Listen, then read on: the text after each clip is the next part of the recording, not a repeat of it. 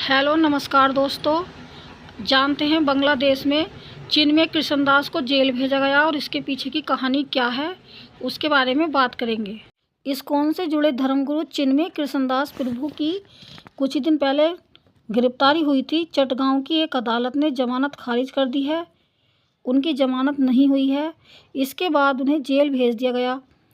जमानत याचिका खारिज होने के बाद कृष्णदास के अनुयायी उनके समर्थन कोर्ट परिसर में नारेबाजी करने लगे और गिरफ्तारी के विरोध में उन्होंने अपनी नाराजगी जताई। रिहाई की मांग कर रहे उनके समर्थकों के ऊपर पुलिस ने लाठीचार्ज किया और आंसू गैस के गोले भी छोड़े। उधर international society for Christian conference ने चिन्मय कृष्णदास की गिरफ्तारी की निंदा करते हुए भारत सरकार से आग्रह किया है कि वह इस संबंध में बांग्लादेश सरकार से बात करें।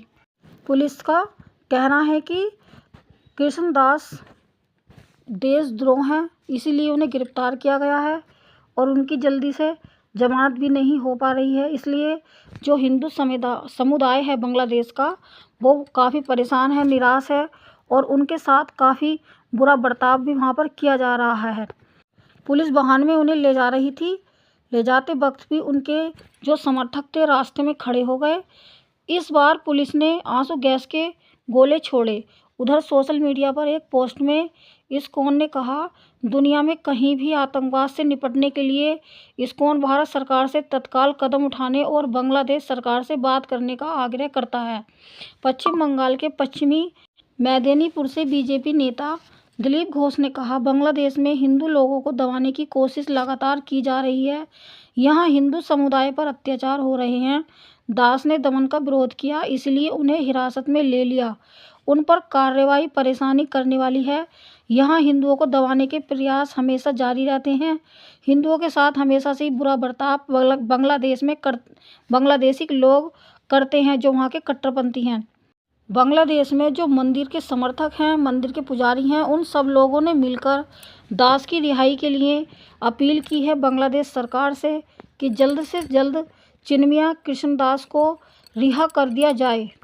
बांग्लादेश में चिन्मय कृष्णदास के समर्थन में जो लोग वहाँ पर आंदोलन कर रहे हैं, वो शांतिपूर्ण तरीके से कर रहे हैं और अपने धार्मिक संस्थानों को बचाने के लिए बार बार आवाज़ उठाते हैं, लेकिन उनकी बांग्लादेश सरकार नहीं सुनती। चिन्मय कृष्णदास का आतंकवाद से कोई भी लेना देना नहीं है, लेकिन वहाँ की सरकार चिन्मय कृष्णदास को दोषी मानती है, उनको देशद्रोही मान रही है, इसलिए उनकी रिहाई नहीं हो रही है। लेकिन जो वहाँ के समर्थक हैं लगातार उनके समर्थन में उतरे हुए हैं और सड़कों पर विरोध प्रदर्शन कर रहे हैं उनकी रिहाई के लिए। लेकिन पुलिस ने बहुत ही बुरी तरह से उन लोगों के ऊपर लाठीचार्ज किया, उनको मारा पीटा। इसी दौरान बहुत सारे लोग वहाँ पर जख्मी हुए और एक व्यक्ति की मौत भी हो गई। बस इन लोगों का दोष इतना था कि यह दास की गिरफ्तारी को लेकर विरोध प्रदर्शन सड़कों पर कर रहे थे, लेकिन पुलिस ने इनके साथ बहुत ही ज़्यादा बुरा बर्ताव किया। बांग्लादेश पुलिस ने स्वामी चिन्मय कृष्णदास की गिरफ्तारी का विरोध कर रहे हिंदुओं पर आंसू गैस का इस्तेमाल किया। चटगांव की अदालत से उनकी जमानत खारिज होकर जेल की सज़ा देने के बाद कोर्ट के बाहर जो लोग खड़े थे, उनके अनुयायी भड़क गए थे कि दास को जेल की सज़ा हुई है। जब दास को अदालत से वापस ले जाया जा रहा था तो 2000 से अधिक समर्थकों ने वैन को घेर लिया। उसमें 2 घंटे से अधिक समय तक जाम लगा रहा। वह बोले, उन्होंने हम पर ईंट पत्थर फेंके और तोड़फोड़ की। भीड़ को तितर-बितर करने के लिए आंसू गैस के गोले छोड़े और उनके ऊपर लाठी चार्ज किया, जिससे कई लोग भयानक रूप से घायल हो गए और उन्हें गंभीर चोट लगी। बांग्लादेश की पुलिस ने बड़ी सफाई दिखाते हुए कहा कि हमारा एक सिपाही भी वहाँ पर घायल हुआ है। मतलब इतने सारे लोगों के ऊपर उन लोगों ने लाठी चार्ज किया, हिंदू समर्थकों के ऊपर। बस पुलिस को तो बहाना चाहिए था हिंदुओं के ऊपर लाठी चार्ज करने का, और उन्होंने बड़ी सफाई से बहाना बनाया कि हमारा एक कांस्टेबल भी घायल हुआ है। बांग्लादेश में पहले से ही हिंदुओं के साथ बुरा बर्ताव होता है। बांग्लादेश में हिंदुओं के साथ हमेशा से उनके हक को मारा जाता है, उनके मंदिरों को हमेशा से तोड़ा जाता है। नवरात्रों में उनकी दुर्गा मूर्ति को भी तोड़ा जाता है, उनको पूजा पाठ नहीं करने दिया जाता। बांग्लादेश में कट्टरपंथी अपनी जड़ें जमाए हुए हैं और अब तक वहाँ पर हमलावरों की 2010 घटनाओं से ज़्यादा वहाँ पर घटनाएं हो चुकी हैं। हमेशा जो वहाँ के अल्पसंख्यक परिवार हैं उनके साथ हमेशा बुरा बर्ताव किया जाता है और पुलिस भी उनके सपोर्ट में कट्टरपंथियों के रहती है।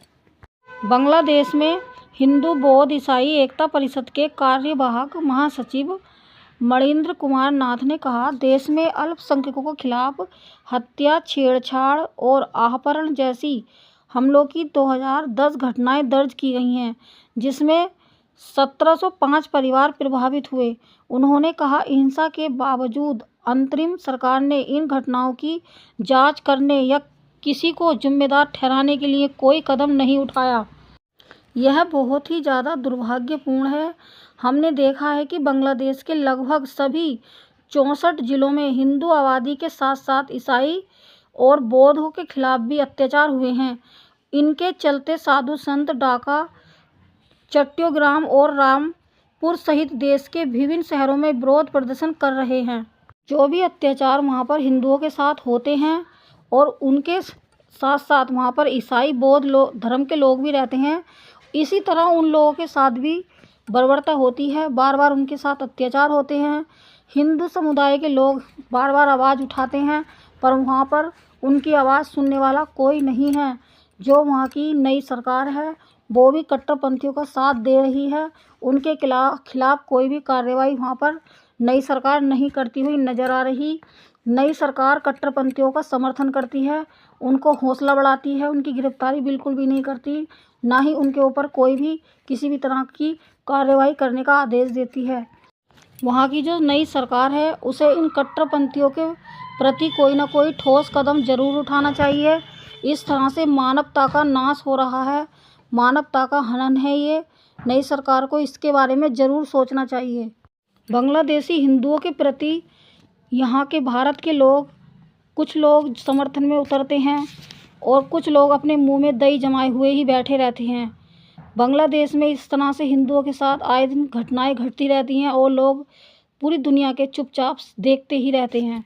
भारत के श्री राम जन्मभूमि मंदिर के मुख्य पुजारी आचार्य सत्येंद्र दास ने कहा, बांग्लादेश हिंदुओं के साथ वैसा ही बर्बरता कर रहा है जैसा पाकिस्तान उनके साथ करता था। जो लोग हिंदुओं के लिए स्टैंड लेते हैं उन्हें इस तरह से गिरफ्तार किया जाता है, जो गलत है।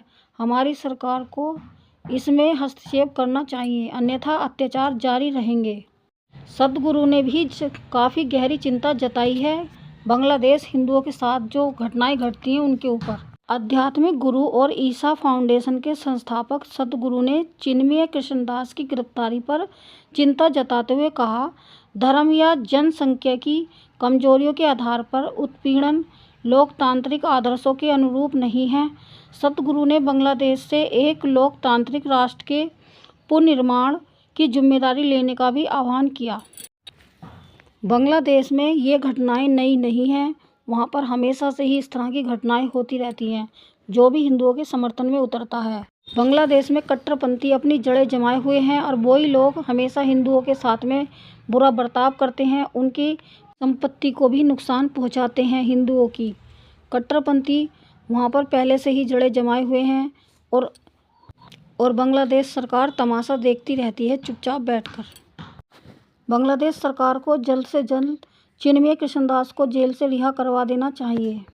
इससे वहाँ पर हिंदुओं के प्रति बांग्लादेश सरकार अपनी छवि संभाल सकती है, उसकी छवि थोड़ी बहुत सुधर सकती है। इस वीडियो में इतना ही। जय हिंद, जय भारत।